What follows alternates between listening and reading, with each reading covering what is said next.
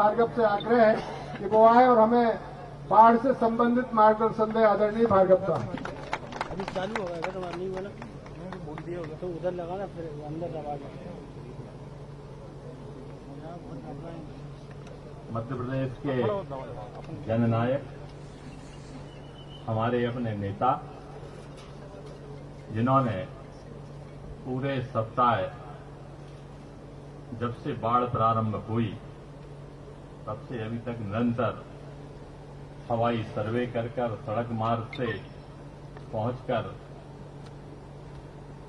जनता के दुख दर्द को समझा है और कोरोना काल में भी अच्छे से संभालने का काम किया है। ऐसे हमारे जन नेता, हमारे आपके सबके नेता मान्यवर शिवराज भैया, मंच पर उपस्थित हमारे जिले के सम्मानीय अध्यक्ष रवि मालवीय जी, बुधनी के पूर्व विधायक आदरणीय राजेंद्र सिंह जी, आदरणीय महेश जी, हमारे मंडल के अध्यक्ष श्री वीर सिंह जी, भारतीय जनता पार्टी के वरिष्ठ नेता महेश शर्मा जी, और यहाँ पर उपस्थित और सामने मंच के बैठे हमारे पार्टी के सभी सम्मानीय और वरिष्ठ नेतागण, और यहाँ उपस्थित नगर साहेबगंज में संचालित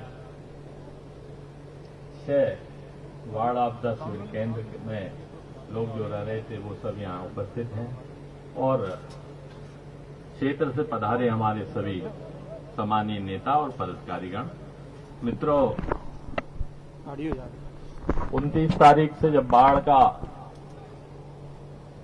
सुबह से आना प्रारंभ हुआ, उसी समय से माननीय मुख्यमंत्री जी ने पूरे प्रदेश की चिंता करी और बुधनी विधानसभा के गांव-गांव की चिंता करी।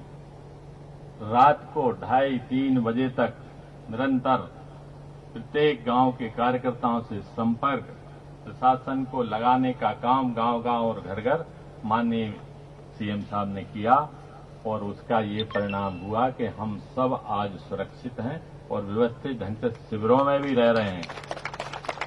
और जहां भी साहेबगंज नगर क्षेत्र के, बमौरी के आसपास के लोग, इस क्षेत्र के आसपास के लोग, नसरुल्लागंज में, आपके रेहटी के आसपास, नरेला में फंसे हुए 5 लोग, उनको भी रात को माननीय मुख्यमंत्री जी ने उन 5 लोगों को, आदिवासी भाइयों को, रात को 2:30 बजे निकलवाने का काम किया है।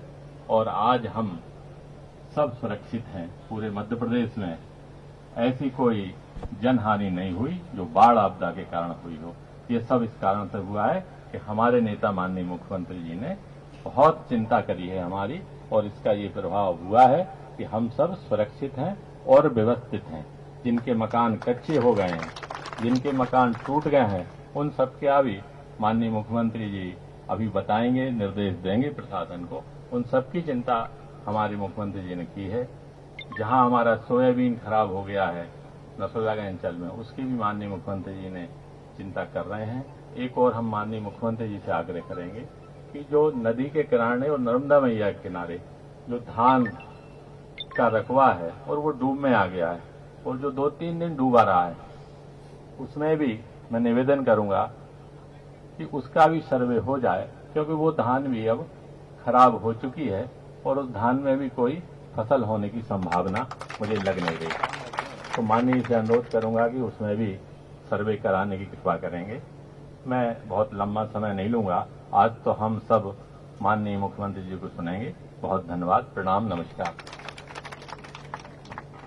धन्यवाद सांसद जी। मित्रों, आपने आपसे पहले जो कांग्रेस के मुख्यमंत्री थे उन्हें भी देखा है। इल्ली लगे, ओले गिरे, तुषार हो, वो कभी 5वीं मंजिल से नीचे उतर के उन्होंने कभी आप लोगों के दुख दर्द में कभी हिस्सा नहीं लिया, ना आपके बीच पहुंचे। एक आप मुख्यमंत्री हैं कि ना तो रात भर खुद आप सोए और न बाढ़ पीड़ित क्षेत्रों के कार्यकर्ताओं से निरंतर संपर्क में रहे, और दूसरे दिन पूरे हेलीकॉप्टर से पूरे हवाई सर्वेक्षण आपने किया, और उसके बाद निरंतर आप लोगों के बीच में उपस्थित है। मैं उन्हें आमंत्रित करता हूं, हमें मार्गदर्शन दे। आदरणीय शिवराज जी।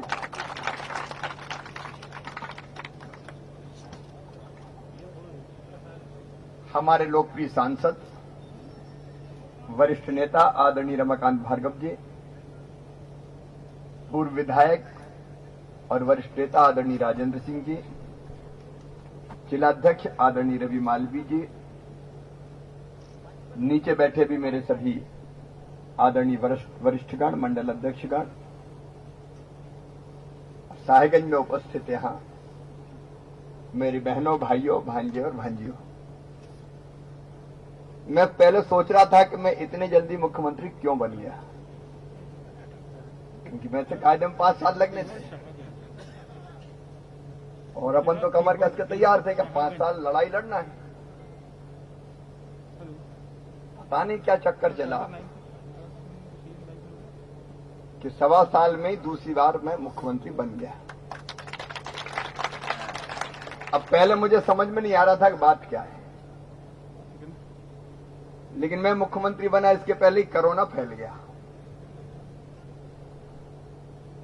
अब आज मैं बोलते समय मैंने मास्क हटाया, लेकिन ये अजब बीमारी है।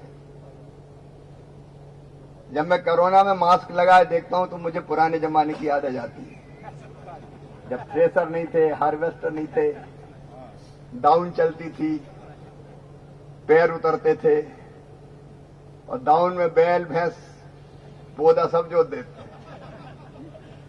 लेकिन ज्यादा नहीं खा जाए जाके मारे ढोली या मसूका बांध देते थे।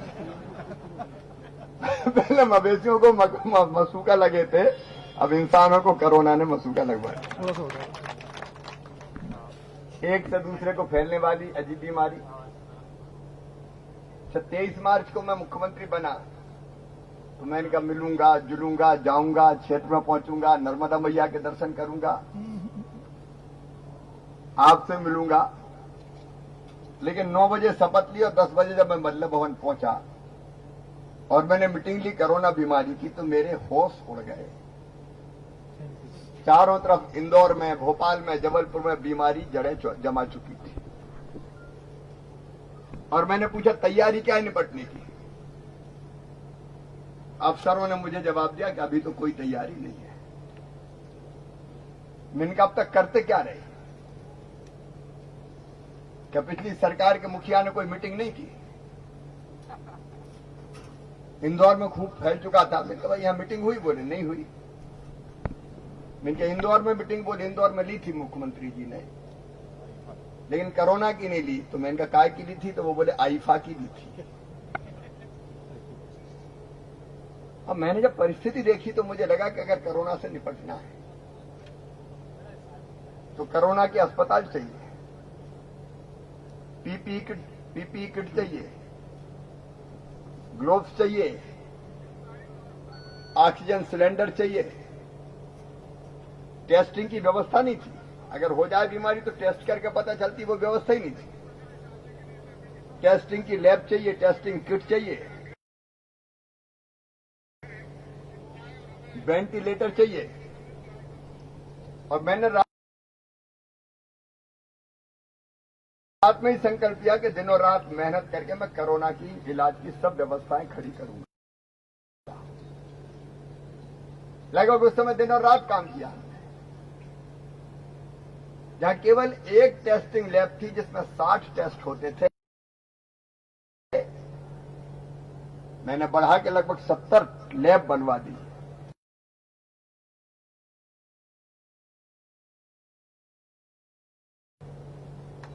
अब हजारों टेस्ट अपने यहां हो रहे हैं। पहले हालत ये थी कि हवाई जहाज में सैंपल लेके मुझे भेजना पड़ता था नोएडा, पांडिचेरी, दूसरे राज्यों की लैब में, कि वहां टेस्ट हो जाए और वहां लाइन में अपने रखें सैंपल 5 दिन में, 6 दिन में, तब तक पता चला कि वो बिगड़ ही गई जाए जैसी होनी चाहिए। तो पहले मैं दिनों रात लड़ा कोरोना से। कोरोना से लड़ो तो आप मिल नहीं सकते, हाथ नहीं मिला सकते, क्योंकि कोरोना फैलता है। हाथ मिलाने से एक के हाथ में दूसरे के में लग गया और उसने कहीं मुंह में लगा लिया तो गए काम से। दूरी रखना है, मास्क लगाना इसलिए दिल पे पत्थर रख के मैं इसलिए नहीं आया कि मैं आऊंगा तो आपको भी संकट में डालूंगा मैं, लेकिन फिर भी अब थोड़ी बहुत चूक तो मुझसे हो गई। जो पहुंच गए वो माने नहीं, मामा जरा थोड़ा हटा के थोड़ा हमने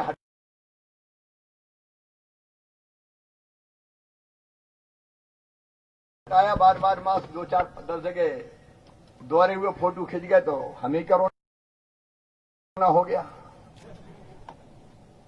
कई दिन तक अस्पताल में भर्ती रहा। और ये कोरोना बड़े छापामार लड़ाई करता है। अगर आपने गले में दबोच लिया इसको,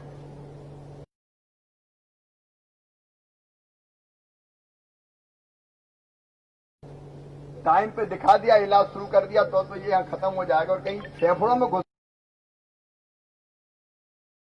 गया तो ये जान ले लेता है, फिर छोड़ता नहीं है।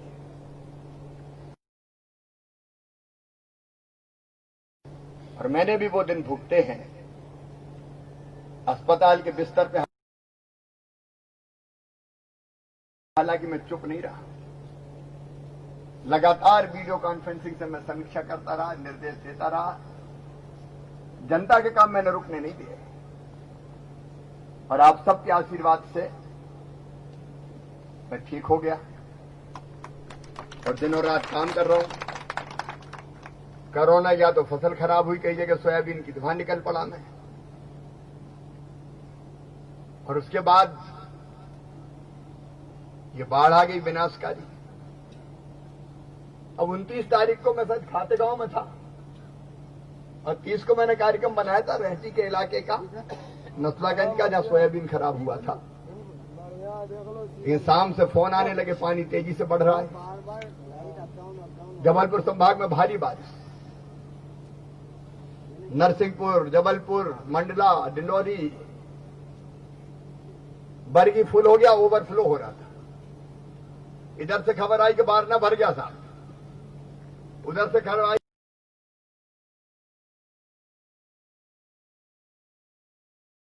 कि तबाह ओवरफ्लो हो रहा है, उल्ला जा रहा है।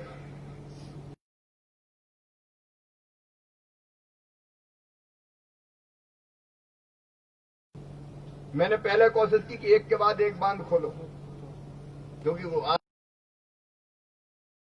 आसमान से भी पानी बरस रहा और बांधों का पानी भी। लेकिन एक स्थिति आ गई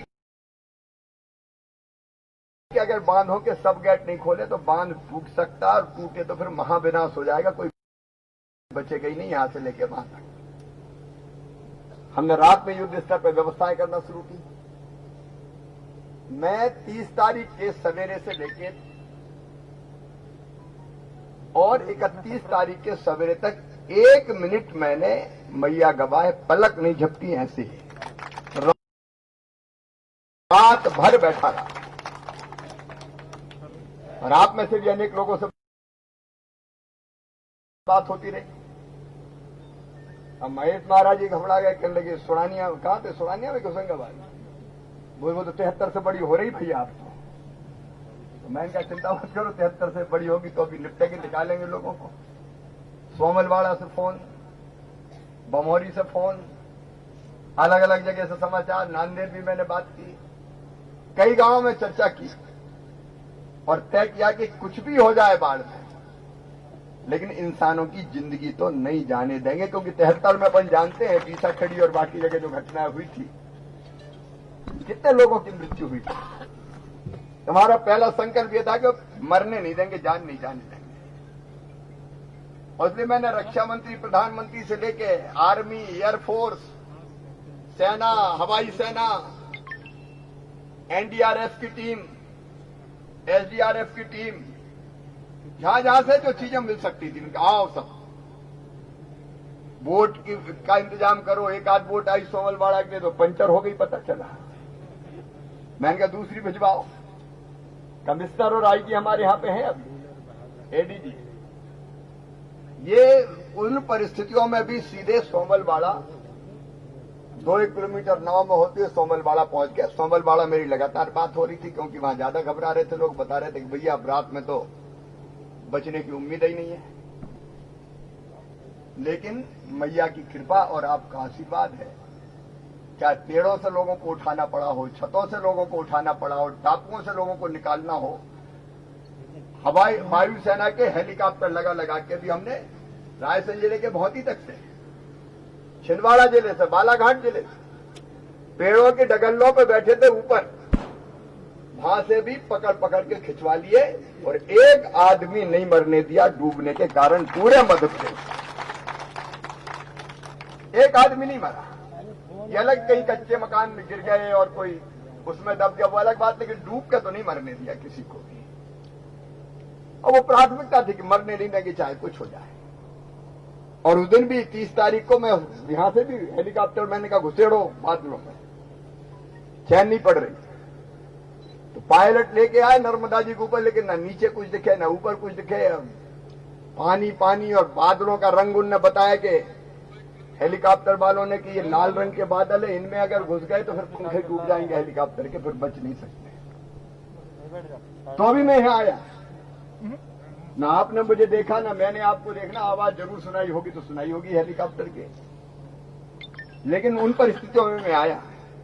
दूसरे दिन तो मैं घूम ही था। फिर कोशिश ये थी कि इंसानों की जान ना जाए, और तब मुझे लगा कि यार दोबारा तुम इसलिए मुख्यमंत्री बने हो, और नहीं तो वे तो निकलते ही नहीं, कहीं देखते ही नहीं। और आज एक बात का संतोष है कि हम बचे हैं। अब दूसरे कष्ट से तो उनकी क्या चिंता, मामा तो है ही, अब कहीं परेशान होने की जरूरत नहीं है। ये बात सही है कि पैसे का इंतजाम नहीं है, खजाना खाली पड़ा है। कोरोना ने कमर तोड़ दी पूरी, काम धंधे ठप, टैक्स नहीं आए तो खजाना खाली है, लेकिन कहीं से कर्जा लेके भी आऊंगा, बाढ़ पीड़ितों को राहत दूंगा, किसानों को मुआवजा दिलाऊंगा, उसमें कमी नहीं रहने देंगे। और अभी भी हमने कहा राहत शिविरों में भोजन, चाय की व्यवस्था। अब शहरों में कई जगह कपा भरा है। साहेबगंज को तो मैं बधाई देता हूं, स्वच्छता में फिर साहेबगंज ने हिंदुस्तान में रिकॉर्ड उपस्थित किया। साहेबगंज वालों यहां कपा भी साफ कर दिया, आज सफाई दिखी मुझे। गांव गांव में कपा भरा होगा, गेहूं सड़ गए, अनाज सड़ गया, बर्तन भांडे बह गए, सामान खराब हो गया, लेकिन चिंता मत करना, जैसा का तैसा फिर से कर देंगे, जैसा का तैसा फिर से करेंगे। मकान कच्चे गिर गए तो फिर मकान की व्यवस्था करेंगे, कपड़े लत्ते के लिए पैसा देंगे। राहत के कामों में कोई कमी नहीं रहने देगा।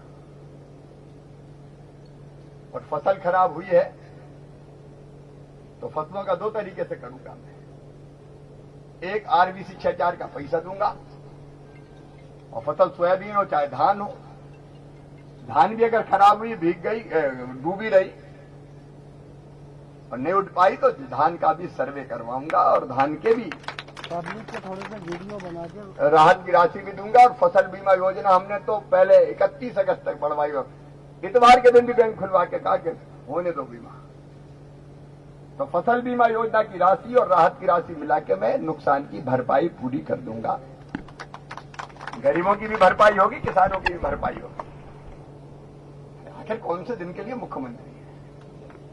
अच्छी परिस्थितियों में तो कोई रहने का क्या फर्क पड़े। जब ऐसी परिस्थिति में संकट के पार निकाल के ले जाए तब सही सरकार कहलाती है। और मैं निकाल के ले जाऊंगा, चिंता फिरता मत कर। और ये अलग अलग दरखास्त देने की जरूरत भी नहीं है, सभी का सर्वे करेंगे, उसमें क्या दिक्कत है। तो काय को कागज कार्य कर रहे हैं फालतू में, बेमतलब में मेहनत काय को कर रहे हैं। यहाँ कमिश्नर है, आईजी है, कलेक्टर है, नीचे का पूरा प्रशासन है, प्रभावित एक एक घर का सर्वे है, और सर्वे भी अपने घर की तरह सर्वे है। अब उनने करवाया था पर किस साल तो दिया ही नहीं पैसा, कह लगे है ही नहीं मेरे पास, कन्याओं के विवाह तक के नहीं। लेकिन अपने लिए पूरा मध्य प्रदेश घर है, इसलिए ईमानदारी से सर्वे होगा और नुकसान की भरपाई करवाऊंगा, आप चिंता मत करना। रमाकांत जी यहाँ बैठे, बहुत मुस्तैदी से उन्होंने मोर्चा संभाल रखा है, यहाँ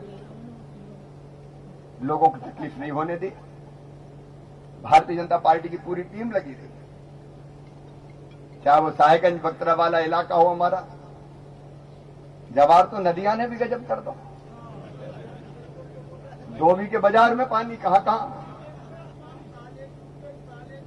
कॉलेज डूब गई, तो नर्मदा मैया नदियों ने ही कहर ढाया, तो वहां भी देख लेना भैया वो पट्टी भी नर्मदा मैया के अलावा। अच्छा, हाँ, नहीं सभी का सर्वे कर क्या भैया? हाँ, वो जगह बहुत कम सी पड़ गई थोड़ी। हाँ, लेकिन अब बहुत लंबी बात नहीं करनी, अपन को काम की बात करनी है।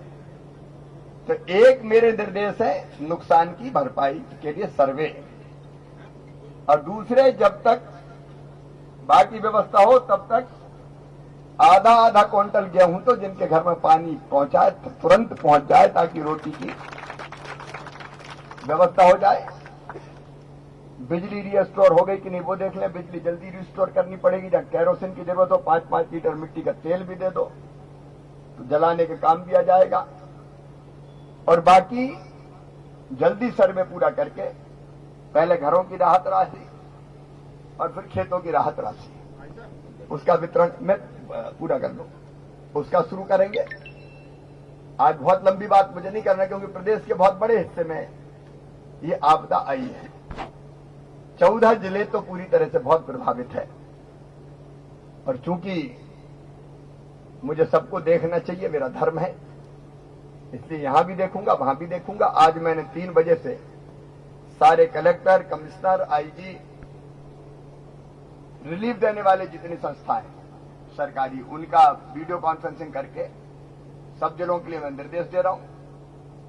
यहां प्रशासन पूरा देखेगा, रमाकांत जी, पूरी टीम है हमारी, कार्यकर्ता भी सब मॉनिटरिंग करें, अच्छे से ढंग से प्रशासन को सहयोग करें, संकट में सब मिलकर एक हो जाएं और एक होकर बेहतर से बेहतर राहत हम पहुंचाएं, कोई को तकलीफ ना बचे, ये मेरी कोशिश रहेगी। इसलिए कोई परेशान मत हो भैया बहनों, और कोई अलग अलग दरखास्त मत दो। सभी का होना है तो कोई अलग अलग कहने की, बताने की कोई जरूरत नहीं है। हम जहां नुकसान हुआ है सर्वे करवाएंगे और व्यवस्था पूरी करेंगे।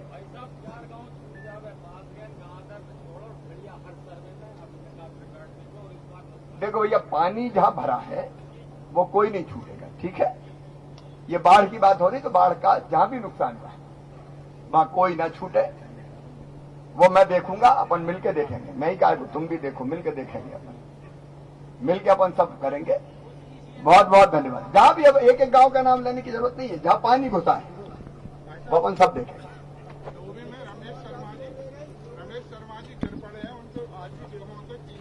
कहाँ है भर्ती? भोपाल। चल नोट करो, रमेश शर्मा का हालचाल पूछे हम। भाई एम्स में जरा बात करके तुरंत इलाज की व्यवस्था करें, मैं अभी दिखवाता हूँ। ठीक है भैया, सबको प्रणाम, सबको नमस्कार, कोई चिंता ना करें। रोक रहा हूँ रोक दो भाई वीर सिंह जी से आग्रह, वो आभार प्रदर्शन करें। आदरणीय वीर सिंह जी।